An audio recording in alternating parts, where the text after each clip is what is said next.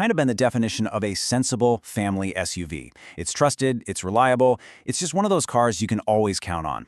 But for 2027, Toyota is taking sensible and, well, throwing it right out the window. They're making a huge change. The Highlander is going all electric.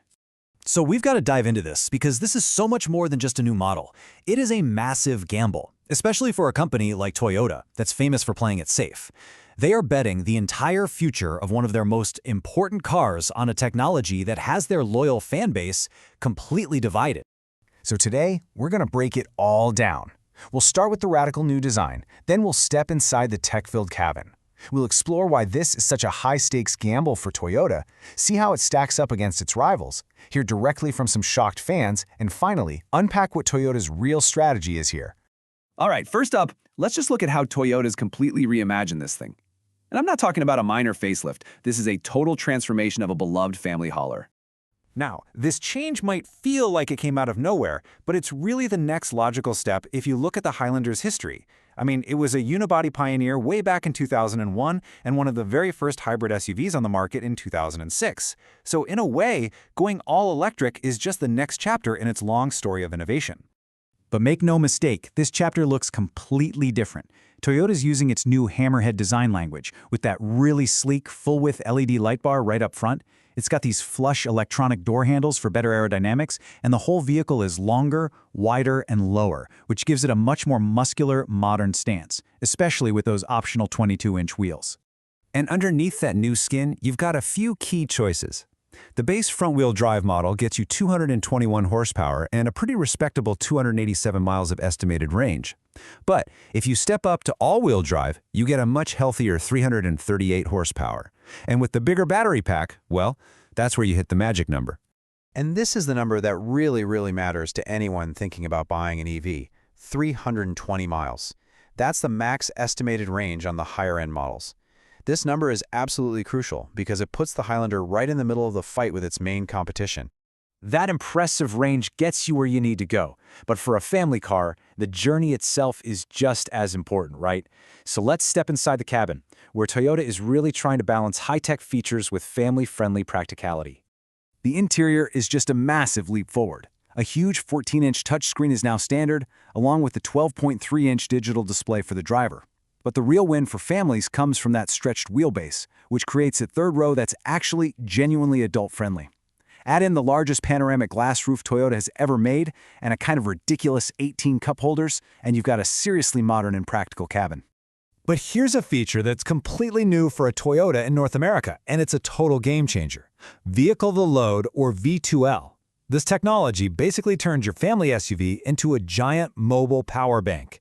And this has some huge real-world benefits. Forget just driving the car. Now you can use its battery to power your whole campsite, run a blender at a tailgate party, or even provide backup power to essential appliances in your house during the blackout. It's a massive practical advantage. All these new features, they really point to a much bigger story. This isn't just about a new model. This is a high-stakes gamble for Toyota. It marks a huge pivot in their entire strategy.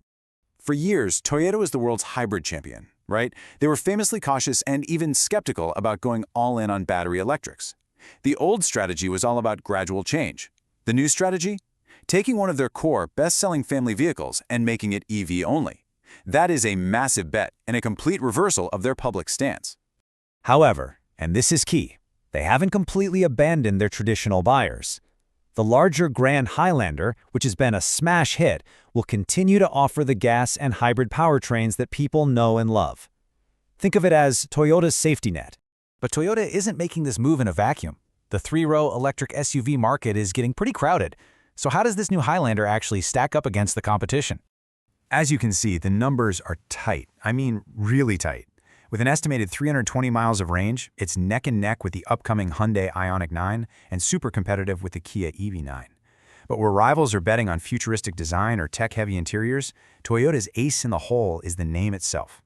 They're betting that the decades of trust built into the Highlander brand will be its biggest advantage. So Toyota's betting big on that brand name, but there's a huge problem. The very people who built that brand, the loyal owners, are, in many cases, in total shock. When the news broke, the reaction from longtime owners was immediate, and it was visceral. This wasn't just quiet concern. It was blunt rejection from the heart of their customer base. The comment sections of owner forums and news sites were just flooded with simple, direct opposition. There was no negotiation, just a clear line in the sand from people who love the vehicle they have now.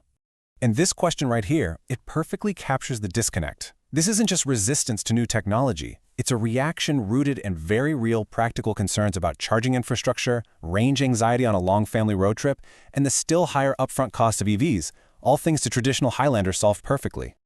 So let's put it all together. It all comes down to this one simple question. Can a familiar name sell a brand new future? Here's the strategy in a nutshell. Toyota is leveraging the Highlander name to make EV adoption feel less like a radical leap and more like a normal upgrade. Instead of trying to out-design the futuristic Kia EV9, they want to out-normalize it, making an electric three-row SUV feel as familiar and dependable as the gas one before it. And of course, they have the Grand Highlander ready for anyone who isn't ready to make that switch. So that's the billion-dollar question, isn't it? Is this a genius move to bring mainstream families into the electric era using a name they already trust? Or has Toyota misjudged its own customers and gambled away the loyalty of one of its most successful models?